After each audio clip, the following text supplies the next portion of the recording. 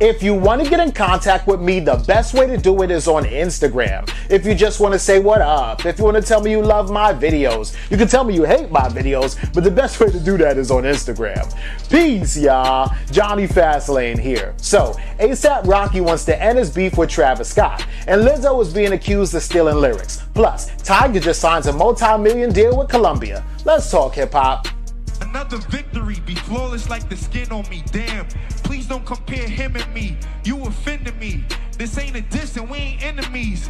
They concerned with making hits, I'm more concerned with breaking history. Alright, so A$AP Rocky goes on Twitter, right? And he puts out this tweet, right? And he goes, that Travis beef shit is so played out. Let it go, right? And basically he's talking about his beef with Travis Scott, right? And it's kind of funny but kind of weird. And I don't know if they have real beef, but they definitely, it seems like they don't like really agree with each other sometime, right? So this has been going on for years, right? A couple years ago, Travis Scott was out, he was chilling, and somebody called him A$AP Rocky, right? And he was like, I'm not no fucking A$AP Rocky, bitch, right? Talking to a fan that called him A$AP Rocky, yo A$AP, because Travis Scott and A$AP Rocky kind of do like have the same style. They both like dark-skinned brothers, you know, so they kind of have that same vibe, right? I'm not gonna say like their face looks the same, but you know, from the side, if you got one eye closed and you're looking at like the back of their head from the, you know, at nighttime, maybe, just maybe you'll get them confused, right?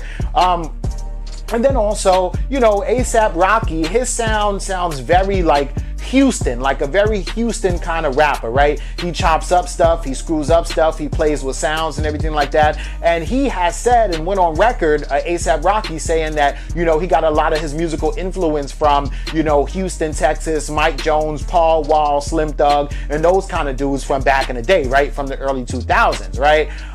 And then somebody from A$AP Mob, not A$AP Rocky, not A$AP Ferg, but somebody else from A$AP Mob kind of said that Travis Scott is trying to bite A$AP Rocky's style musically, sonically, and says that, you know, you kind of biting our style, right? But it's funny because Travis Scott is in fact from Houston, so I don't think he's biting your style. I think that he gets his influence from his hometown, his city, and the music that he grew up in, just like you guys, even though you're from New York and you're influenced by Texas music. So if anything, you know, A$AP would probably be biting Travis Scott's style, whatever, right? But anyway, so when A$AP Rocky was locked up in jail though in Sweden, Travis Scott did say free A$AP. He did say that, you know, free A$AP, right? And then, you know, A$AP Rocky was asked about Travis Scott in an interview, and Travis Scott did say something like, yeah, you know, A$AP Rocky, my bad, said something like, yeah, you know, Travis Scott is having a baby.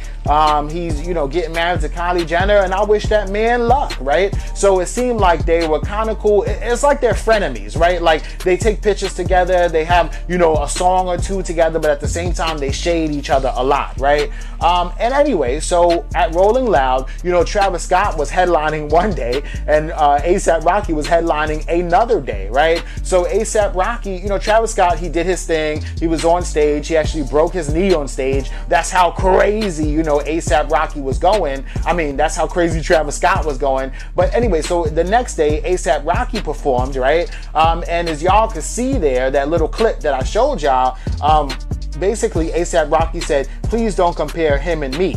You offended me. This ain't a diss and we ain't enemies. They concerned with making hits. I'm more concerned with making history, right?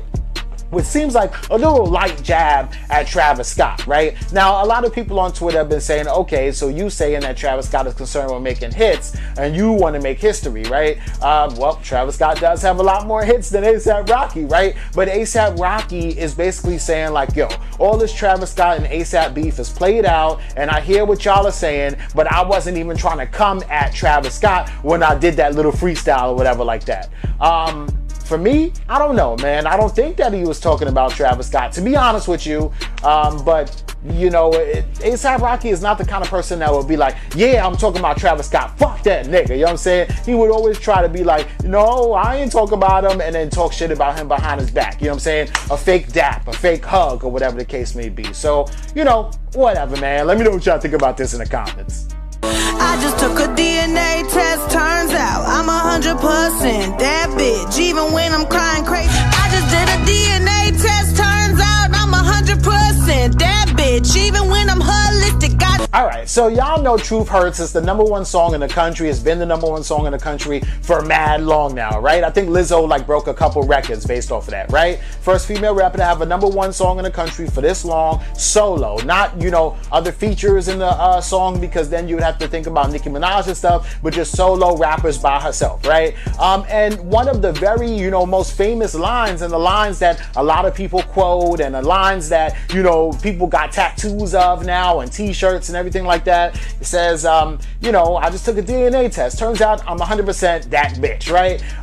And it's funny because Lizzo actually went to try to get that line trademarked so that she can make merch and stuff like that, and, you know, get her money, get her coins, right? But then as she went and got it trademarked, it came out that there was another woman who was just literally like a podcaster or a blogger or something like that, and she actually said, I took a DNA test. Turns out I'm 100% that bitch, right? She said that on Twitter back in 2017, which was like 8 months before Truth Hurts by Lizzo even came out, right? Because a lot of people don't know, Truth Hurts has been out for like 2 years now, and it's just blowing up now, right? So for all the people that think that Lizzo got overnight success, you're dead wrong, but that's a whole nother thing, right? So anyway, a couple months after that one girl said that in a tweet, all of a sudden, 8 months later, Lizzo comes out with her song Truth Hurts, right? But in between that time, Lizzo had a writing session with this dude named Justin Raisin from Great Britain, right? And Justin Raisin, along with him and a couple of other writers,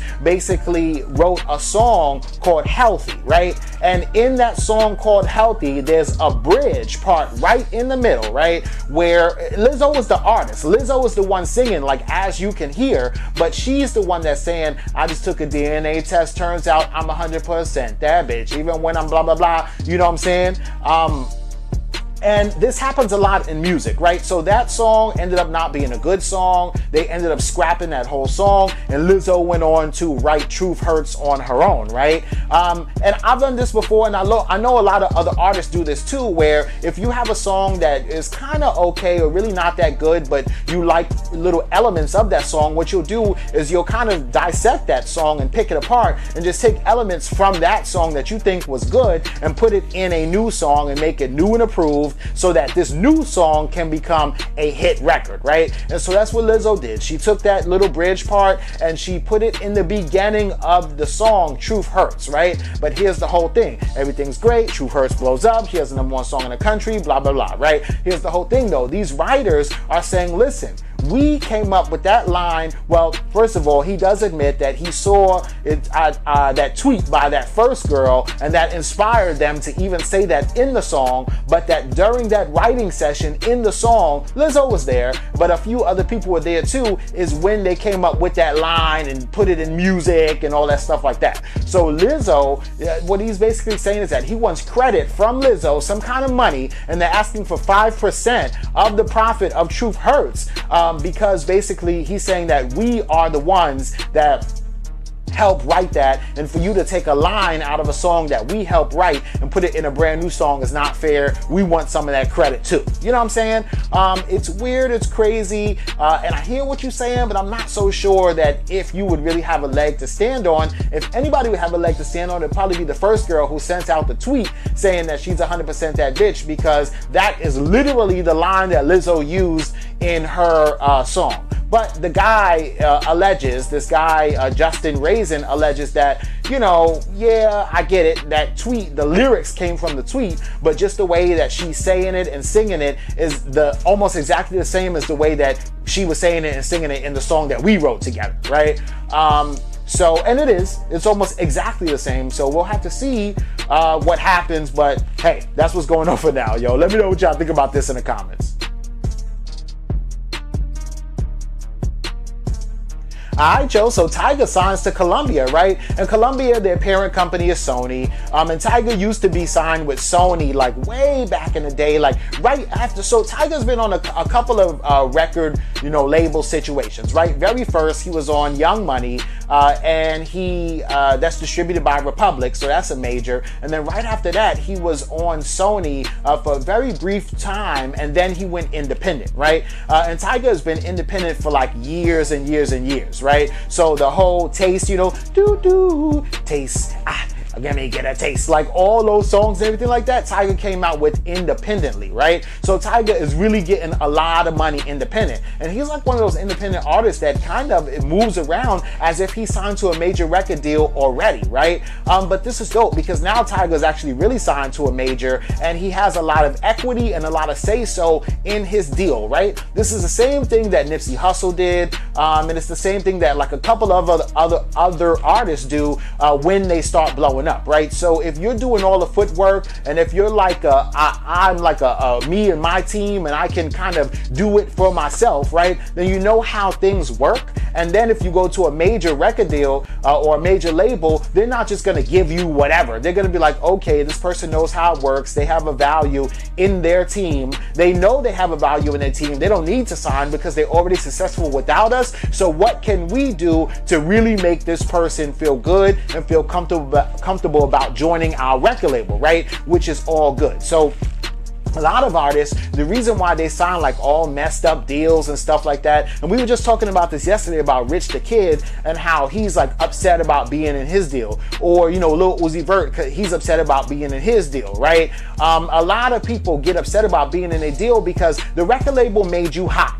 So if the record label makes you hot, then they basically can do whatever they want with your music, tell you when to drop, tell you how to drop, and basically you're an employee, right? But if you made yourself hot, if you're like a Nipsey Hussle who's been independent for so long that you finally go to the record label at your last album, then they have to say, all right, well, you hot without us, so here's what we could do for you. Then it's more like a partnership, right? And this thing that Tyga did, he signed a multi-million-dollar record deal with Columbia, and it's more like a partnership. I mean, it's a record deal, but the way they're treating it is like a partnership because he has a lot more say-so in his everyday activities, right? Which is dope. And this is like the opposite of, so I think that's good. So signing to a major record deal would be cool if you were independent first and, you know, get some equity out of your situation, right? But also I think it's smart if you do it the other way around, like the way that Lil Pump is doing it, right? If you sign to a major record deal first, the record label gets you hot, they get you a bunch of fans and everything,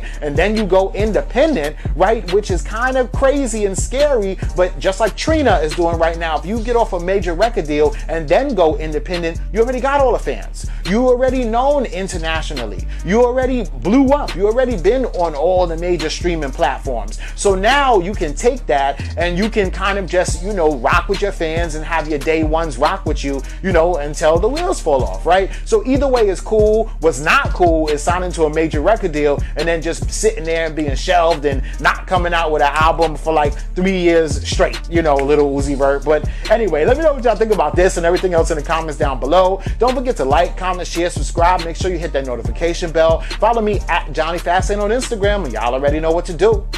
Peace.